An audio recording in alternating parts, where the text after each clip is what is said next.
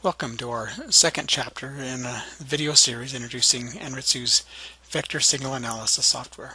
Today we'll be talking about the capture feature. Capture is used to pull data, raw IQ data, down from the spectrum analyzer to the PC where it can be analyzed and played back. So to begin with, we need to connect to a spectrum analyzer. And we have one here on our network, so I just click here and it connects. This button will be red if no connection is available or the device at this address is not supported. So it tells me this is an MS2090A and it does not currently support PCIe.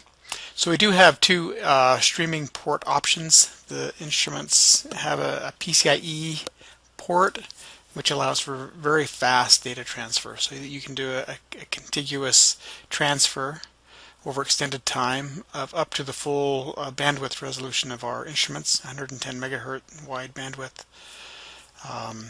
But for this demonstration we'll be doing Ethernet. The PCIe requires special hardware and setup, but it is fully supported. So we connect and then we can look at the signal. So I just click in this window. Now this is not capturing IQ data, and this data is not being stored. It's just pulling a trace in from the spectrum analyzer so that I can see if the signal is there that I'm interested in. So I could so actually just change that to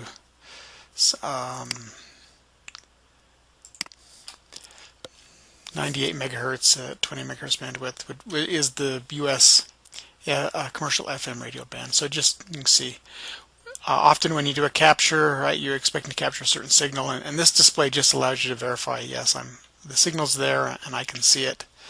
Allows you to set reference level. The labels here that are underlined, if you click them, that sends that information. So if I want to change this to say 751, I'll look at the LTE band. So labels that are underlined, if I click it, it sends it the instrument, and it takes hold immediately, and I can see that display,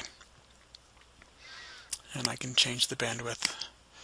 And anyway, so I have a way to verify what's there, and this is just like a lot of video software that you might be used to. You click and it starts, click and it pauses.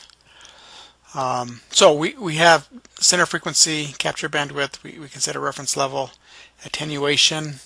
If auto attenuation is on, then this is grayed out. But if you click that off, then we can turn on the preamp. And the IQ data can have timestamps embedded in it. We have a capture bit depth. We support a number of bit depths: 8-bit, 16, 10, 16, 32.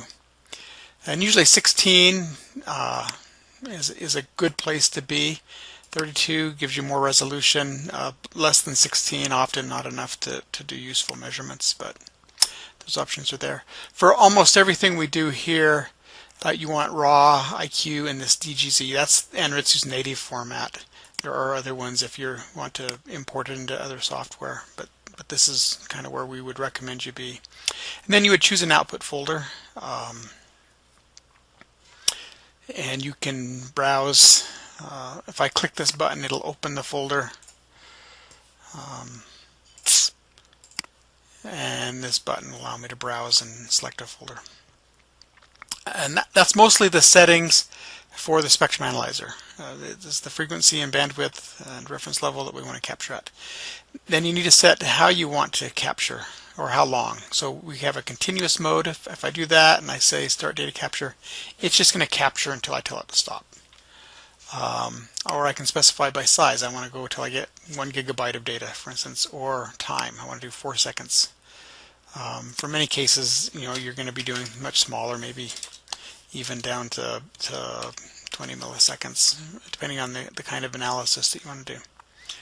And that's for the most part it. I usually turn on load after capture, which will automatically load the data for analysis after we're done. So let's say we are set up here and we want to capture this, then all we need to do is say start data capture.